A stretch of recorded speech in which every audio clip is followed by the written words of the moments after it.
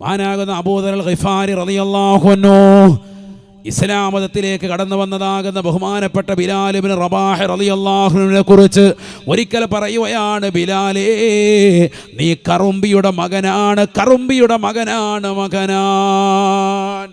കറുകറുത്ത ബിലാൽ, നീഗ്രവംശജനായ ബിലാൽ കരഞ്ഞുപോയി, വിഷമിച്ചു പോയി, ദുഃഖിച്ചു പോയി. പ്രവാചകന്റെ തിരുസവിധത്തിൽ വന്ന് പൊട്ടിക്കരയുകയാണ് ബിലാൽ റളിയല്ലാഹു അൻഹു. സഹാബത്തിൽ വലിയ പൗരപ്രമുഖനായ വ്യക്തിയല്ലേ, പ്രായമേറെയുള്ള സഹാബിയല്ലേ. തിരിച്ചൊന്നും പറയാതെ ബഹുമാനപ്പെട്ടതാകുന്ന അബൂദർ അൽ ഗിഫാരി തങ്ങളിൽ നിന്ന് അത്രയേറെ മുറിവുള്ളതാകുന്ന ഒരു വാക്ക് കേട്ട് മഹാനാകുന്ന സഹാബിയായ ബഹുമാനപ്പെട്ടതാകുന്ന ബിലാൽ റളിയല്ലാഹു അൻഹു റസൂലുള്ളാഹിന്റെ ബാങ്ക് മുഴക്കുന്നതായ മദീനയിലെ മുഅദ്ദിൻ ബിലാൽ റളിയല്ലാഹു അൻഹു നബി തങ്ങളുടെ ചാരത്ത് വന്നിട്ട് പറയുകയാണ്, നബിയേ, വല്ലാത്ത വിഷമമുണ്ട് നബിയേ, കറുമ്പിയുടെ മകനെന്ന് വിളിച്ചെന്നെ കളിയാക്കി സ്വഹാബിയാകുന്ന അബൂദർ അൽ ഗിഫാരി റളിയല്ലാഹു അൻഹു. അല്ലാഹുവിന്റെ റസൂല് അബൂദർ അൽ ഗിഫാരി തങ്ങളെ ഉടനടി വിളിക്കുന്നു. നാളെയല്ല, പിന്നേക്ക് വെക്കുന്നില്ല. അപ്പോൾ തന്നെ വിളിച്ചിട്ട് പറയുകയാണ്, യാ അബൂദർ, അല്ലയോ അബൂദറേ, ഇന്നക മർഉൻ ഫീക ജാഹിലിയ, നിനക്കിപ്പോഴും ജഹാലത്ത് വിട്ടുപോയിട്ടില്ല അല്ലേ, നിന്നിലിപ്പോഴും ജാഹിലിയത്തിൻ്റെ അംശമുണ്ട് എന്ന് ഹബീബ് മുഹമ്മദ് മുസ്തഫ. ഇതങ്ങോട്ട് കേട്ടപ്പോൾ വിഷമം കാര്യം മനസ്സിലായി. ബഹുമാനപ്പെട്ട ബിലാൽ റളിയല്ലാഹു അൻഹുവിന് ഹൃദയം നൊന്തുപോയിട്ടുണ്ടെന്ന് മനസ്സിലായി. ബഹുമാനപ്പെട്ടവർ അതാ നിസ്കാരം കഴിഞ്ഞ് ബിലാൽ റളിയല്ലാഹു അൻഹു വീട്ടിലേക്ക് പോകുന്ന വഴിയുണ്ട്. മദീന പള്ളിയുടേതാകുന്ന കിബിലയുടെ ഭാഗത്ത് ഇന്നും അതാ പച്ചക്കുബ്ബയുള്ളതാകുന്ന ബിലാൽ എന്ന് പറയുന്ന മനോഹരമാകുന്ന ഒരു പള്ളിയുണ്ട്. ആ പള്ളിയുടെ പരിസരത്താണ് ബിലാൽ റളിയല്ലാഹു അൻഹു താമസിച്ചത്. ആ കിബിലയുടെ ഭാഗത്തേക്ക് മാറിക്കിടക്കുകയാണ്, മരുഭൂമിയിൽ തലവെച്ച് കിടക്കുകയാണ് ബിലാൽ റളിയല്ലാഹു അൻഹു. ബിലാൽ റളിയല്ലാഹു അൻഹു കടന്നു വരുമ്പോൾ അബൂദർ അൽ ഗിഫാരി തങ്ങൾ തലവെച്ച് കിടക്കുകയാണ്.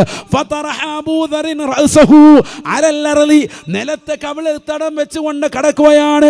എന്നിട്ട് ബഹുമാനപ്പെട്ടവരെ പറയുകയാണ്, യാ ബിലാൽ, യാ ബിലാൽ, ബിലാലേ, അഫ്വൻ യാ ബിലാൽ, മാപ്പാക്കണം ബിലാലേ, നിനക്ക് വിഷമമുണ്ടായിട്ടുണ്ടെങ്കിൽ ഈ പാവപ്പെട്ട അബൂദറിന്റെ ശിക്ഷ നാളെ മഹ്ശറിലേക്ക് വെക്കല്ലേ. എന്റെ കവിളത്ത് ചവിട്ടിയിട്ട് കറുത്തവനാകുന്ന നിന്റെ കാലുകൊണ്ട് എന്റെ കവിളത്ത് ചവിട്ടിയിട്ട് പോയാൽ മതി. നിന്റെ കാലുകൊണ്ട് എൻ്റെ തലയിലൊന്ന് ചവിട്ടിയിട്ട് ഈ നിലത്തേക്കൊന്ന് അമർത്തിയിട്ട് പോയാൽ മതി. അബൂദർ അൽ ഗിഫാരി റളിയല്ലാഹു അൻഹു, സ്വഹാബിയാകുന്ന അബൂദർ അൽ ഗിഫാരി റളിയല്ലാഹു അൻഹു നിലത്ത് കിടന്നുകൊണ്ട് ഉരുളുകയാണ്, മണൽ പരപ്പിൽ കിടന്ന് ഉരുളുകയാണ്.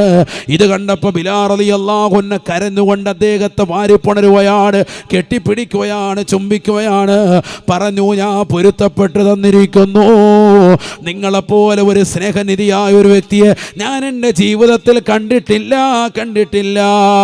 സെക്കൻഡ് ബൈ സെക്കൻഡിൽ ഹൃദയാന്തരങ്ങളിൽ നിന്ന് മനുഷ്യത്വത്തെ മാനിച്ചുകൊണ്ട് തൻ്റെ കൂടപ്പിറപ്പിൻ്റെ കറുപ്പിനെ പറഞ്ഞുകൊണ്ട് കളിയാക്കിയതാകുന്ന സ്വഹാബി സെക്കൻഡുകൾ കൊണ്ട് വലിയ പരിവർത്തനമുണ്ടായി.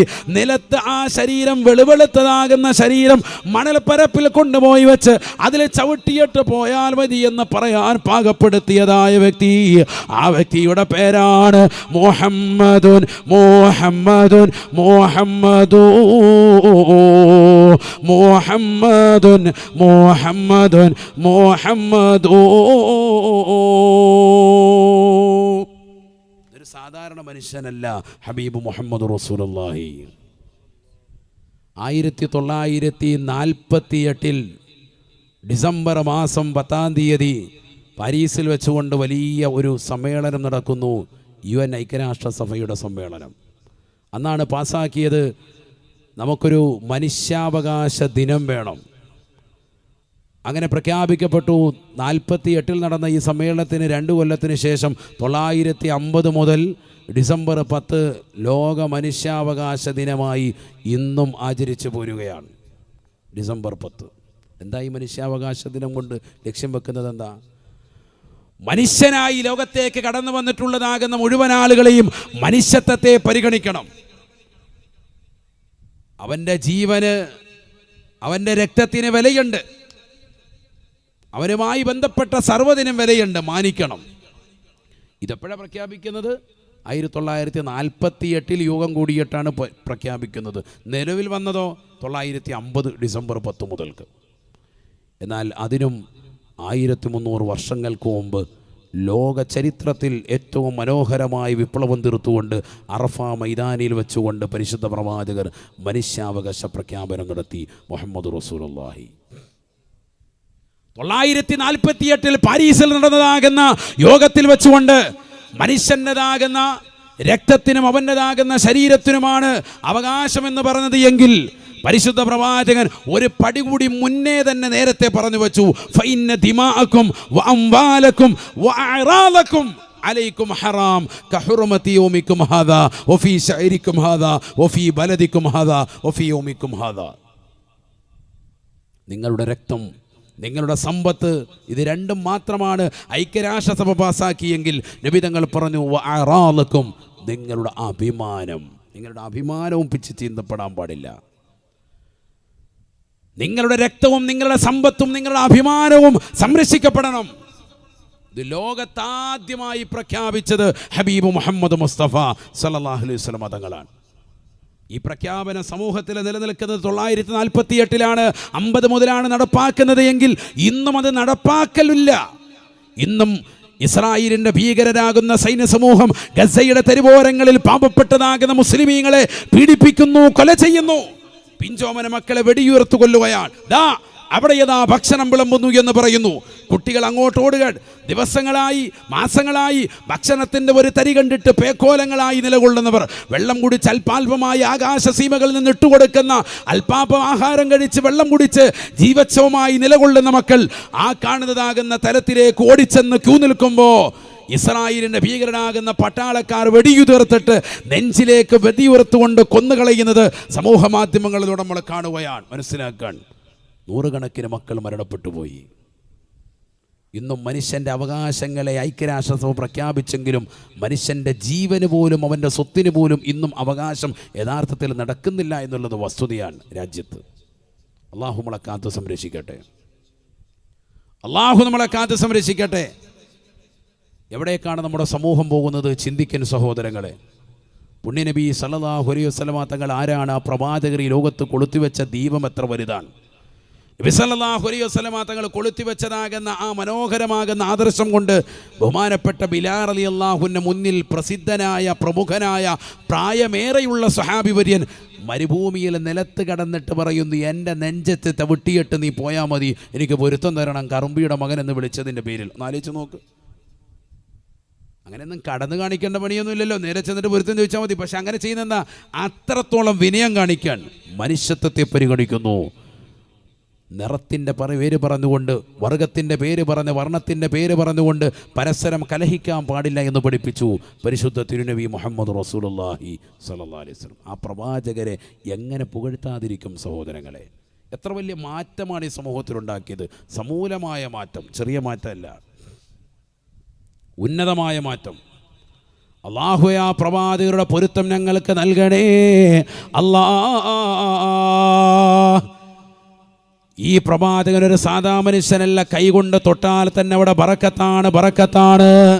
നബി സല്ലല്ലാഹു അലൈഹി വസല്ലം തങ്ങളെ സഹാബത്തും ഹുനൈൻ യുദ്ധം കഴിഞ്ഞുകൊണ്ട് പരിശുദ്ധ പ്രവാചകൻ സല്ലല്ലാഹു അലൈഹി വസല്ലം തങ്ങളെ സഹാബത്തും ഹിജ്റയുടെ 8-ാം വർഷം ദുൽഖഅദ 18 ഒരു ബുധനാഴ്ച ദിവസം ജഹറാനയിലെത്തുകയാണ്.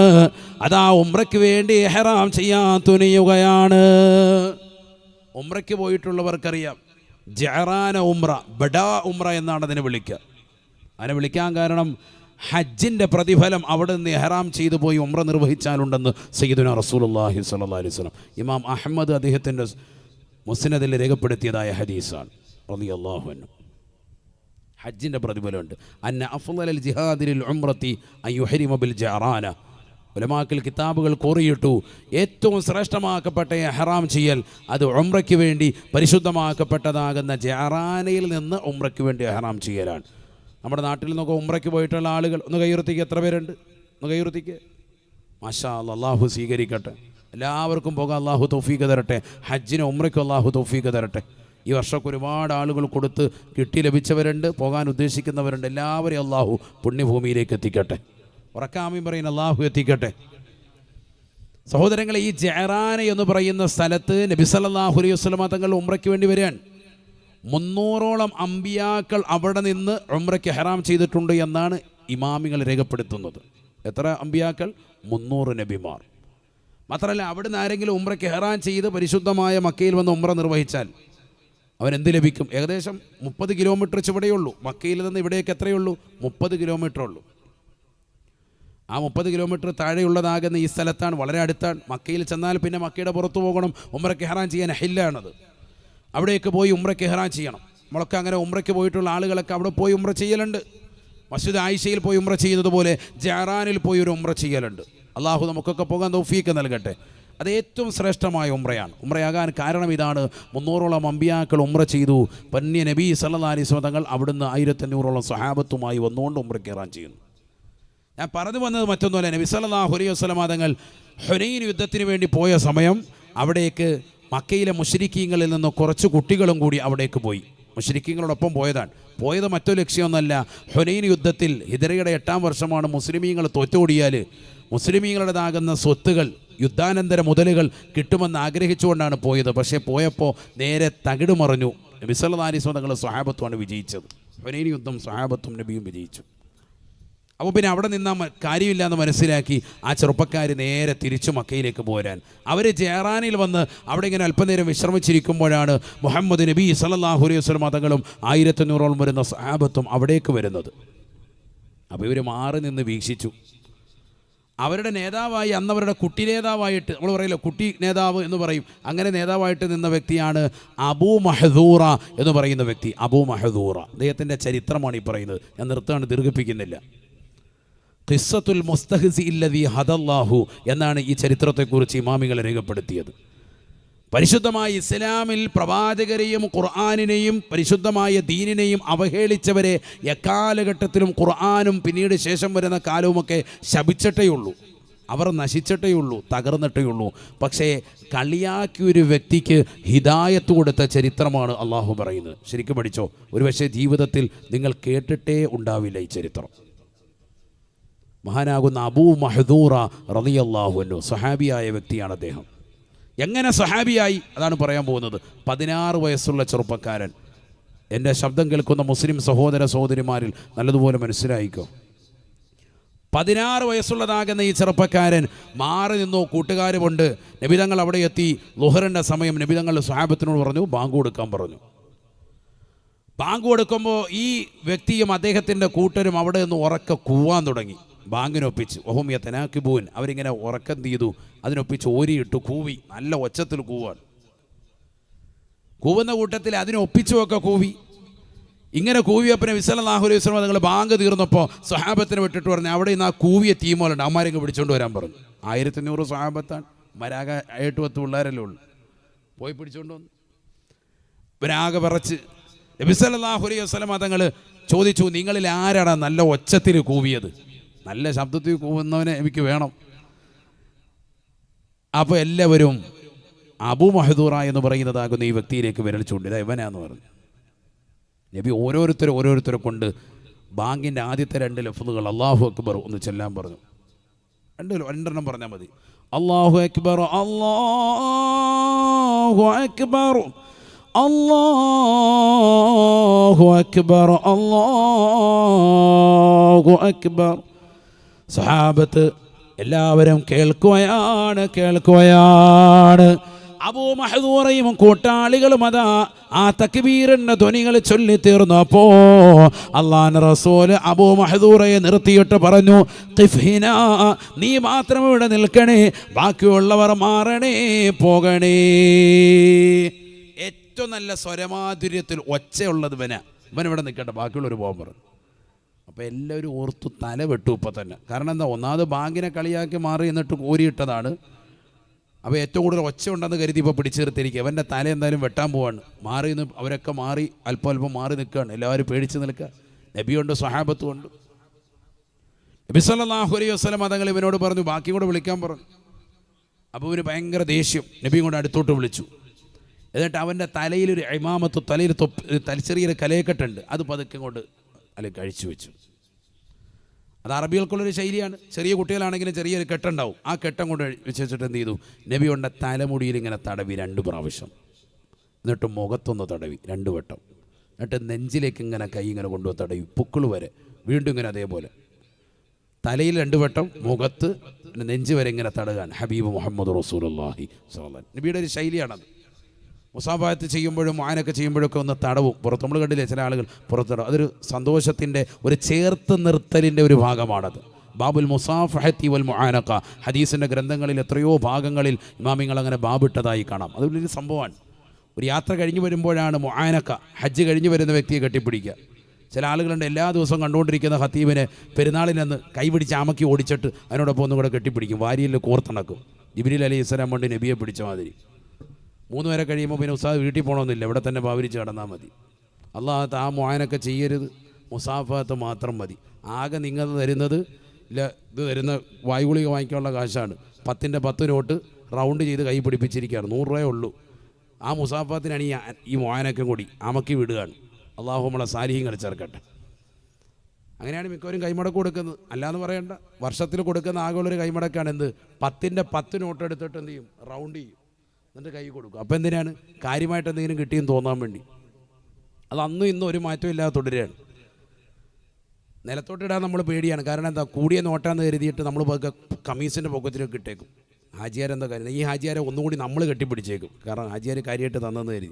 റൂമിൽ പോയി തുറന്ന് നോക്കുമ്പോൾ കള്ള ഹയവാൻ 100 രൂപ തന്നത്, 10ൻ്റെ 10 നോട്ട്. അനുഭവം ഗുരു. അള്ളാഹു നമ്മളെ സാലിഹ്യങ്ങൾ ചേർക്കട്ടെ. ഇതൊക്കെ ഒരുപാട് സ്ഥലത്തുള്ള നടക്കുന്ന സംഭവങ്ങളല്ലേ ഈ പറയുന്നത്. ഇവിടെ അല്ല ഏട്ടാ, ഞങ്ങളുടെ നാട്ടിലെ കാര്യം പറഞ്ഞു. അള്ളാഹു നമ്മളെ സാലിഹ്യങ്ങൾ ചേർക്കട്ടെ. ഇവിടുത്തെ ഇപ്പം കണ്ടറിയാം, ഇപ്പം ചോദിക്കാൻ പോവാണല്ലോ. അള്ളാഹു നമ്മളെ സാലിഹ്യങ്ങൾ ചേർക്കട്ടെ. ഇവിടെ ശ്രദ്ധിക്കുക, നിർത്താണ്, ദീർഘിപ്പിക്കുന്നില്ല. അബൂ മഹ്ദൂറ റളിയല്ലാഹു അൻഹു ബഹുമാനപ്പെട്ടവരെങ്ങനെ ഇസ്ലാം മതത്തിലേക്ക് കടന്നു വന്നു? ഈ കുട്ടി പറയാണ്, 16 വയസ്സുള്ള ഈ മകൻ പറയാണ്, എൻ്റെ ഹൃദയത്തിൽ ഏറ്റവും കൂടുതൽ വെറുപ്പുണ്ടായിരുന്ന മനുഷ്യനായിരുന്നു മുഹമ്മദ് സ്വല്ലല്ലാഹു അലൈഹി വസല്ലം. ആ പ്രവാചകനാകുന്ന മുഹമ്മദിൻ്റെതാകുന്ന കൈ എൻ്റെ ശരീരത്തിലേക്ക് സ്പർശിച്ചപ്പോൾ ഫംതലഅ ഖൽബി ഈമാന, എൻ്റെ ഹൃദയം മുഴുവനും വിശ്വാസത്താൽ നിറഞ്ഞുപോയി.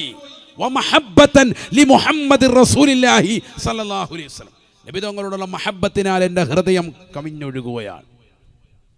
ഞാൻ പ്രവാചകരുടെ കയ്യിലേക്ക് വേഗം കടന്നു പിടിച്ചു. ഞാൻ നബിയോട് പറഞ്ഞു, അശ്ഹദു അല്ലാ ഇലാഹ ഇല്ലല്ലാഹ് വ അന്നക മുഹമ്മദർ റസൂലുള്ളാഹ്. ഷഹാദത്ത് കലിമ ചൊല്ലിക്കൊണ്ട് അള്ളാഹുവിൻ്റെ പരിശുദ്ധമായ ഇസ്ലാമിൻ്റെ ശാന്തര തീരത്തേക്ക് കടന്നു വരുകയാണ്. അള്ളാഹുവിൻ്റെ റസൂല് സന്തോഷിച്ചു. നബി തങ്ങൾ എനിക്കതാ പരിശുദ്ധമായ ബാങ്കിൻ്റെ കലിമത്തുകൾ ചൊല്ലിത്തരുകയാണ്. അല്ലാഹു അക്ബർ, അല്ലാഹു അക്ബർ, അല്ലാഹു അക്ബർ, അല്ലാഹു അക്ബർ. ബാങ്കിൻ്റെ ഓരോ ലഫ്ളുകൾ എനിക്ക് പ്രവാചകനാണ് ചൊല്ലിത്തന്നത്. അത് മുഴുവനും ആ സെക്കൻഡ് ബൈയിൽ ഞാൻ കാണാതെ പഠിച്ചു. അല്ലാഹുവിൻ്റെ റസൂല് സല്ലല്ലാഹു അലൈഹി വസല്ലമ തങ്ങൾ എൻ്റെ കയ്യിലേക്ക് ഒരു ചെറിയതാകുന്ന പണതൂക്കം സഞ്ചി നൽകി. ഞാൻ തുറന്നു നോക്കുമ്പോൾ വെള്ളിയാണുള്ളത്. യുദ്ധത്തിൽ നിന്ന് കിട്ടിയതാകുന്ന ഗനീമത്ത് സ്വത്താണ്. അത് കൊതിച്ചിട്ടാണ് ഞാൻ മക്കയിൽ നിന്നതാ ഹുനൈൻ യുദ്ധക്കളത്തിലേക്ക് പോയത്. ശത്രുക്കളുടെ ഭാഗത്ത് നിന്ന് എന്തെങ്കിലും കിട്ടുമോ എന്ന് കരുതിപ്പോയതാണ്. പക്ഷേ ശത്രുക്കൾ വിജയിച്ചില്ലെന്ന് മാത്രമല്ല, അവർ പരിപൂർണമായി പരാജയപ്പെട്ട് പിന്തിരിഞ്ഞോടി. ആ യുദ്ധത്തിൽ കിട്ടിയതാകുന്ന മുതൽ പ്രവാചകനിതാ ഒരു കൈവശം മുസ്ലിമായതിൻ്റെ പേരിൽ എനിക്ക് നൽകുകയാണ്. സന്തോഷത്തോടുകൂടി ഞാൻ പിന്തിരിഞ്ഞപ്പോ അല്ലാഹുവിൻ്റെ റസൂലിനോട് ഞാൻ ചോദിച്ചു പോയി, യാ റസൂലല്ലാഹ്, എനിക്ക് മക്കയിലെ മുഅദ്ദിനാകണം റസൂലേ. മസ്ജിദുൽ ഹറാമിൻ്റെ മുഅദ്ദിൻ സ്ഥാനം എനിക്ക് തരുമോ ഹബീബേ, എനിക്ക് നൽകുമോ റസൂലേ, റസൂലേ. അല്ലാഹുവിൻ്റെ റസൂല് സല്ലല്ലാഹു അലൈഹി വസല്ലമ തങ്ങൾ ഉടനെ കത്തെഴുതാൻ പറയുകയാണ്.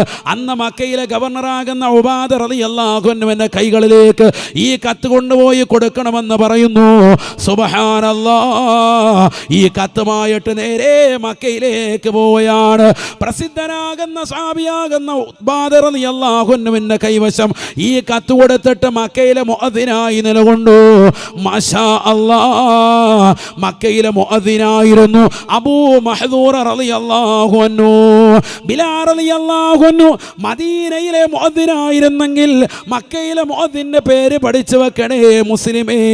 നീലാഞ്ചേരിയിലുള്ള മലപ്പുറത്തുള്ള പ്രിയപ്പെട്ട മുസ്ലിം സഹോദര, ചെറുപ്പക്കാരാ സഹോദര, അബൂ മഹ്ദൂറ റളിയല്ലാഹു അൻഹു മുഅദ്ദിനായി നിലകൊണ്ടു. കാലങ്ങൾ കഴിഞ്ഞു. ഹിജറയുടെ 8-ാം വർഷം തുടങ്ങിയ ബാങ്ക് വിളി ഹിജറയുടെ 59-ാം വർഷം വരെ വഫാത്ത് വരെ ബാങ്ക് വിളിച്ചുകൊണ്ട് നിലകൊണ്ടു അബൂ മഹ്ദൂറ റളിയല്ലാഹു അൻഹു.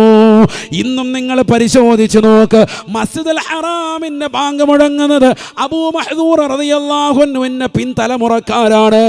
അല്ലാഹുവിന്റെ റസൂലിനെ കളിയാക്കാൻ, പരിശുദ്ധ പ്രവാചകരെ കളിയാക്കി ചിരിക്കാൻ, ബാങ്കിനെ നിസാരപ്പെടുത്താൻ കടന്നു വന്ന് ജേറാനിൽ വെച്ചുകൊണ്ട് ബാങ്ക് സ്വഹാബത്ത് മുഴക്കിയപ്പോ കൊഞ്ഞണം കുത്തിക്കൊണ്ട് കുരവയിട്ടതാകുന്ന കുരവയിട്ട വ്യക്തിയായിരുന്നു അദ്ദേഹമാണ് പരിശുദ്ധമായ ഇസ്ലാമിലേക്ക് കടന്നു വന്നത്. അബൂ മഹ്ദൂറ റളിയല്ലാഹു അൻഹു പറയുകയാണ്, ഞാനതാ മരണം വരെയും ബാങ്ക് കൊടുക്കാൻ മസ്ജിദുൽ ഹറാമിൽ എനിക്ക് അവസരം കിട്ടി. ചരിത്രമാണ് പറയുന്നത് അബൂ മഹ്ദൂറ റളിയല്ലാഹു അൻഹു ഒരു സദസ്സിൽ അങ്ങോട്ട് ഇരുന്നാൽ അദ്ദേഹത്തിന്റെ മുടി അഴിക്കുമായിരുന്നു. അല്ലാ ആ മുടി നിലത്ത് വന്ന് തൊടുകയാണ്. അതാ സ്ത്രീകളുടെ മുടി പോലെ മുടിക്ക് വല്ലാത്ത നീളമാണ്. മുടി അദ്ദേഹം വെട്ടാറില്ല. എന്തേ കാരണം? നിങ്ങൾ മുടിയൊന്ന് വെട്ടി മിനുക്ക് നടന്നൂടെ? ബഹുമാനപ്പെട്ടവരെ പറയുന്നു, ഇല്ല, എഴുന്നേറ്റ് നിന്നാൽ നെഞ്ചിന്റെ താഴെ വരുന്ന മുടിയാണ്. എന്തേ നിങ്ങൾ ഇങ്ങനെ മുടി നീട്ടി വളർത്തുന്നത്? അബൂ മഹ്ദൂറ റളിയല്ലാഹു അൻഹു പറയുകയാണ്, എന്റെ റസൂലിനോടുള്ള സ്നേഹമാണ്. അല്ലാഹുവിന്റെ റസൂല് എന്റെ തലമുടിയിൽ ഞാൻ വിശ്വാസിയാകാൻ പാകത്തിന് എന്റെ തലമുടിയിൽ 2 പ്രാവശ്യം നബി തങ്ങൾ തടവിയതല്ലേ? ഈ മുടി മറക്കത്തുള്ള മുടിയാണ്. വല്ലാഹി ലാ അഹ്രികു ഹാദാ ശഅറ, ഈ മുടി ഞാൻ ഒരിക്കലും വടിക്കൂല. അല്ലാഹുവിനെ തന്നെയാണ് സത്യം, അല്ലാഹനെ തന്നെയാണ് സത്യം, ഈ മുടി ഞാൻ ഒരിക്കലും വടിക്കില്ല. എന്തേ കാരണമെന്നറിയുമോ? ഹാദാ ശഅറും മുബാറകുൻ, ഇത് ബറക്കത്തുള്ള മുടിയായിട്ടാണ് ഞാൻ മനസ്സിലാക്കുന്നത്. കാരണം ശഅറുൻ അദീം, നബി തങ്ങൾ ദുആ കൊണ്ട് ബറക്കത്ത് ചെയ്തിട്ടുണ്ട്. മസഹ ഫീഹി റസൂലുള്ളാഹ് വദഅ ബിൽ ബറക, കാരുണ്യത്തിന്റെ കരസ്പർശം കൊണ്ട് മാലോകരുടെ മനതലങ്ങളെ മദീനയിലേക്ക് മാടി വിളിച്ചതായ എൻ്റെ ഹബീബ് മുഹമ്മദ് മുസ്തഫ സല്ലല്ലാഹു അലൈഹി വസല്ലമ തങ്ങൾ എൻ്റെ തലമുടിയിൽ തടവിയതാണ്. നബി തങ്ങൾ ബറക്കത്ത് കൊണ്ട് ദുആ ചെയ്തതാണ്. അതുകൊണ്ട് വല്ലാഹി അല്ലാഹുവിനെ തന്നെയാണ് സത്യം, നബി തങ്ങളുടെ കരം സ്പർശിച്ചതാകുന്ന എൻ്റെ മുടി ഞാൻ വെട്ടൂല എന്ന് മക്കയിലെ മുഅദ്ദിനായി വർഷങ്ങളോളം സേവനം ചെയ്ത് ഹിജറയുടെ 8-ാം വർഷം മുതൽ ഹിജറയുടെ 59-ാം വർഷം വഫാത്ത് വരെ മക്കയിലെ മുഅദ്ദിനായി നിലകൊണ്ടതായ അബൂ മഹ്ദൂറ റളിയല്ലാഹു അൻഹു എൻ്റെ മുത്തുനബി സല്ലല്ലാഹു അലൈഹി വസല്ലമ തങ്ങൾ കൈവച്ചതാകുന്ന മുടിയാണ്.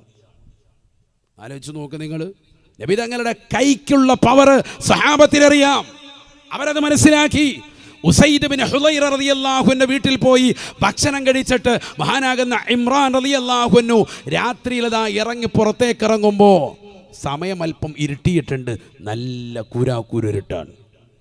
നമ്മളെ ഈ കരുവാരക്കുണ്ട് ഈ ഭാഗത്തൊക്കെ ലൈറ്റുകളൊന്നും ഇല്ലെങ്കിൽ രാത്രിയിൽ ഇതിലെ കൂടെ സഞ്ചരിക്കൽ അല്പം പ്രയാസമാണ്. ഇപ്പോഴല്ല, ഒരു 30 കൊല്ലം മുമ്പ് വളരെയേറെ ബുദ്ധിമുട്ടാണ്. ഇങ്ങനെ പ്രയാസപ്പെടുന്നതാകുന്ന ഈ സമയം നാലോചിച്ച് നോക്ക്, വെളിച്ചമില്ല. ഇമ്രാൻ റളിയല്ലാഹു അൻഹു കൈ അല്പം കൊണ്ട് നിവർത്തി വെച്ചു. മാഷാ അല്ലാഹ്, കൈ പ്രകാശിക്കുകയാണ്. കൈ പ്രകാശിക്കുന്നു. ആ പ്രകാശത്തിൻ്റെ തീരമണഞ്ഞ് വീട്ടിൽ വന്ന് ചേർന്നു. ആളുകൾ ചോദിച്ചു, എങ്ങനെ ഈ കൈ പ്രകാശിക്കുന്നു, എങ്ങനെ നിങ്ങളുടെ കൈ ഇങ്ങനെ പ്രകാശിക്കുന്നത്? അപ്പം അദ്ദേഹം കൊടുത്ത മറുപടി, മസസ്തു ബിയമീനി മാ മസിസ്തു ബിയമീനി ദക്കരി മുൻദു അന്നി ബായഅതു നബിയ സല്ലല്ലാഹു അലൈഹി വസല്ലം. മുത്തുനബി സല്ലല്ലാഹു അലൈഹി വസല്ലമ തങ്ങളെ എൻ്റെ ഈ കൈ കൊണ്ട് അവിടുത്തെ ശറഫാക്കപ്പെട്ട കൈയിലേക്ക് ചേർത്ത് വെച്ച് ബൈഅത്ത് ചെയ്തതിന് ശേഷം മാ മസിസ്തു ബിയമീനി ദക്കരി, എൻ്റെ ഈ വലത്തെ കൈ കൊണ്ട് എൻ്റെ ജനനേന്ദ്രിയത്തിൽ ഇന്ന് വരെ ലൈംഗിക അവയവത്തിൽ ഞാൻ തൊട്ടിട്ടില്ല. എൻ്റെ നബിയെ പിടിച്ച കൈയല്ലേ, ആ കൈ ബറക്കത്തുള്ളതാണെന്ന് മനസ്സിലാക്കി ഞാൻ എപ്പോഴും അത് കൈ സൂക്ഷിക്കും. അഥവാ എൻ്റെ ലൈംഗിക അവയവത്തിലേക്ക് കൈ കൊണ്ടുപോകണമെങ്കിൽ ഞാൻ ഇടത് കൈയാണ് കൊണ്ടുപോകുക. അതിന് സാധ്യമാകുന്ന നിലക്കാണല്ലോ നമ്മുടെ തുണി ഉടുക്കൽ. പല ആളുകളും ഇപ്പോഴും തുണി ഉടുക്കുന്നത് കറക്റ്റല്ല. ചിലർ പറയും വലത്തോട്ടല്ലേ ഉടുക്കണ്ടേന്ന്. അതേ വലത്തോട്ട് തന്നെയാണ്, ആദ്യം വലത്ത് പിന്നെ ഇടത്ത്. അത് ഇടത്താക്കിയത്. അപ്പോഴാണ് ഈ ഇടത് കൈ കൊണ്ട് അഥവാ ലൈംഗിക അവയവത്തിലൊന്ന് പിടിക്കണമെങ്കിൽ, മലമൂത്ര വിസർജന വേളയിലൊക്കെ വേണമല്ലോ ശൗചം ചെയ്യണമെങ്കിൽ, അതിന് വേണ്ടിയിട്ടാണ് ഈ ഇടത് ഭാഗത്തേക്ക് സൗകര്യം ചെയ്തിരിക്കുന്നത്. ചില ആളുകൾ നമ്മളോട് ഇങ്ങോട്ട് മസല പറയാം, വലത്തോട്ടല്ലേ ഉസ്താദ് എടുക്കേണ്ടത്, വലത്തിൻ്റെ നബി ഇപ്പോഴും മുന്തിക്കുന്നു. അതെ, വലതാണ് ആദ്യം മുന്തിക്കുന്നത്, ആദ്യം വലത് പിന്നെ ഇടത്. ഇടതാകാൻ കാരണം എന്താ? ഇടത്തെ കൈ ഉള്ളിലേക്ക് പ്രവേശിക്കൽ എളുപ്പമാണ്. മാ മസിസ്തു ബിയമീനി ദഖരി മുൻദു അന്നി ബായഅതു നബിയ സല്ലല്ലാഹു അലൈഹി വസല്ലം. സഹാബത്തിൻ്റെ ശൈലി അതായിരുന്നു. നബിയെ കൈപിടിച്ചതിന് ശേഷം എൻ്റെ ഈ കൈ കൊണ്ട് ഞാൻ ഒരിക്കലും ജനനേന്ദ്രിയത്തിൽ തൊട്ടിട്ടില്ല. ഈ കൈ ചെറിയ കൈയല്ല. സല്ലല്ലാഹു അലൈഹി വസല്ലമ തങ്ങളുടെ ശരീരം മുഴുവൻ പ്രകാശമാണ്.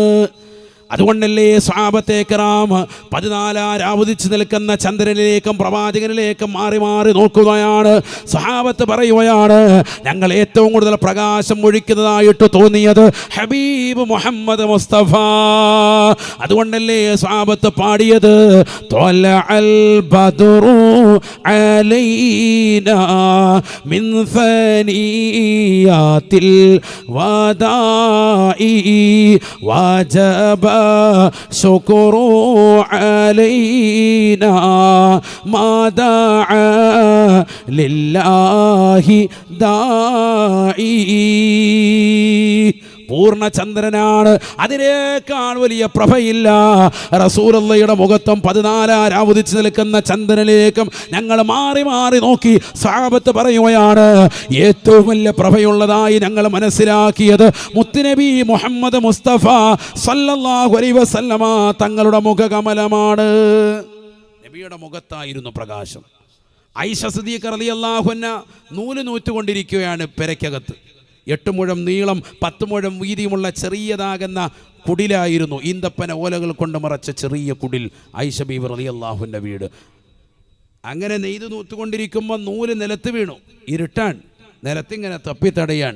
ഫദഖല അലൈഹി റസൂലുള്ളാഹി സ്വല്ലല്ലാഹു അലൈഹി വസല്ലം. നബി ഇങ്ങോട്ട് വന്നു. ആ പ്രകാശം കാരണം നിലത്ത് കിടന്ന നൂലെനിക്ക് കാണാൻ സാധിച്ചു, സൂചി എനിക്ക് കണ്ടെടുക്കാൻ പറ്റി എന്ന് മഹദിയാകുന്ന ആയിഷ സിദ്ദീഖ റളിയല്ലാഹു അൻഹ. ഇതിനേക്കാൾ വലിയ തെളിവെന്ത് വേണം?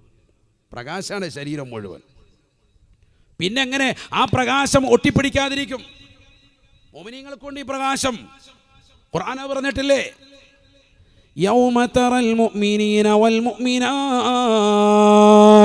നസ്ആ നൂറുഹും ബൈന ഐദീഹിം വബിഐമാനിഹിം ബുശ്റാകുമുൽ യൗം ബുശ്റാകുമുൽ യൗം ബുശ്റാകുമുൽ യൗം. നാളെ മഹ്ശറയിൽ വെച്ചുകൊണ്ട് ജനങ്ങളെ കാണുകയാ. യൗമ തറൽ മുഅ്മിനീന വൽ മുഅ്മിനാത്ത്. ഈ ദുനിയാവിലെ പ്രവാചകന്റെ തിരുസുന്നത്തുകളെ ഹയാത്താക്കി ഔലിയാക്കൾ ആദരിച്ച്, അമ്പിയാക്കൾ ആദരിച്ച്, പ്രവാചകന്റെ മദ്ഹുകൾ ചൊല്ലി ആ പ്രവാചകൻ ഈ ലോകത്തേക്ക് കടന്നുകൊണ്ടുവന്നതായ വിശുദ്ധമായ ആദർശങ്ങളെ പരിപൂർണമായി ജീവിതത്തിൽ കൊണ്ടുവന്നതായ ഏതൊരു സത്യവിശ്വാസിയുണ്ടോ, വിശ്വാസിനിയുണ്ടോ, ഓ നബിയേ, തങ്ങൾക്ക് അവരെ കാണാൻ സാധിക്കും കേട്ടോ. യസ്ആ നൂറുഹും ബൈന ഐദീഹിം വബിഐമാനിഹിം. അവരുടെ പ്രകാശം ഓടുകയാ. യസ്ആ നൂറുഹും, അവരുടെ പ്രകാശം ഓടുകയാണ്. അവരോടുന്നല്ല പറഞ്ഞത്. യസ്ആ എന്ന ഫീലിന്റെ ഫായില് നൂറുഹും, അവരുടെ പ്രകാശമോടും എന്നാണ് ഖുർആൻ പറഞ്ഞത്. എന്ന് പറഞ്ഞാൽ ആ മുഅ്മിനീങ്ങൾക്ക് പ്രകാശമായി മാറിയിട്ടുണ്ട്. അവരിപ്പോൾ അമല് ചെയ്ത് അവർ പ്രകാശമാണ്. നാളെ മഹ്ശറയിലെത്തുമ്പോൾ ആ പ്രകാശം ഓടുന്നതായിട്ടാണ് കാണുക. ഖുർആനാണിത്. മനസ്സിലാക്കുക. സൂറത്തുൽ ഹദീദ് അല്ലാഹു മനസ്സിലാക്കാൻ തൗഫീഖ് തരട്ടെ. നാളെ അവരുടെ മുന്നിലൂടെയും പിറകിലൂടെയൊക്കെ ഇങ്ങനെ പ്രകാശമായി അവർ മാടും. അന്ന് അവിശ്വാസികളായ ആളുകൾ, നിരീശ്വരവാദികൾ, യുക്തിവാദികൾ, ഇന്ന് പരിശുദ്ധമായ ഇസ്ലാമിൻ്റെതാകുന്ന ആശയങ്ങളെ, ആദർശങ്ങളെ കളിയാക്കി ചിരിച്ചവർ അവിടെ വെച്ചുകൊണ്ട് പറയും, ഉൻളുറൂന, ഞങ്ങളിലേക്കൊന്ന് നോക്കണം, നഖ്തബിസ് മിൻ നൂരിക്കും, നിങ്ങളുടെ പ്രകാശം ഒന്ന് ഞങ്ങൾ ഇഖ്തിബാസ് ചെയ്യട്ടെ, ഒന്ന് പറ്റിയെടുക്കട്ടെ എന്നവർ പറയുമെന്ന് വിശുദ്ധ ഖുർആൻ. തൊട്ടടുത്ത ആയത്തിൽ അല്ലാഹു പറയാണ്, അന്ന് മുഅ്മിനീങ്ങൾ ഇങ്ങനെ പ്രകാശത്തിൻ്റെ പ്രോജ്വല പ്രഭയായിട്ട് ആളുകൾ ഇങ്ങനെ ഓടുമ്പോൾ പരിശുദ്ധ പ്രവാചകരെ പ്രകീർത്തിച്ചവർ, ഖുർആനും തിരുസുന്നത്തും അനുസരിച്ച് ജീവിതം ചിട്ടപ്പെടുത്തിയതായ സ്വാലിഹീങ്ങൾ വന്നിരാകുന്ന കുഞ്ഞാപ്പു ഉസ്താദിനോടൊപ്പം നാളെ മഹ്ശറയിലേക്ക് തെളിക്കപ്പെടുമ്പോൾ പ്രവാചകരുടെ അനുയായികളായിട്ട് നാളെ മഹ്ശറയിലേക്ക് പ്രകാശത്തിൻ്റെതാകുന്ന പ്രഭയായി ഓടുമ്പോൾ ആളുകൾ വന്നിട്ട് അവരെ കളിയാക്കി ചിരിച്ച് ഈ ഉറൂസുകൾക്കെതിരെ, ഈ പരിശുദ്ധമായ മൗലിദിൻ്റെ സദസ്സുകൾക്കെതിരെ, ആഘോഷ പൊലിമകൾക്കെതിരെ ശക്തമായി തിരിഞ്ഞു നിന്ന് കൊഞ്ഞണം കുത്തിയ ആളുകൾ അന്ന് മഹ്ശറയിൽ വന്നുകൊണ്ട് പറയും, ഞങ്ങളിലേക്കൊന്ന് നോക്കണേ, ഒന്ന് തിരിയണേ, നഖ്തബിസ് മിൻ നൂരിക്കും, ഞങ്ങൾ നിങ്ങളുടെ പ്രകാശം ഒന്ന് പറ്റിയെടുത്തോട്ടെ, ഒന്ന് തിരിഞ്ഞൊന്ന് നോക്ക്, ഒന്ന് നോക്കടോ എന്നവർ പറയും.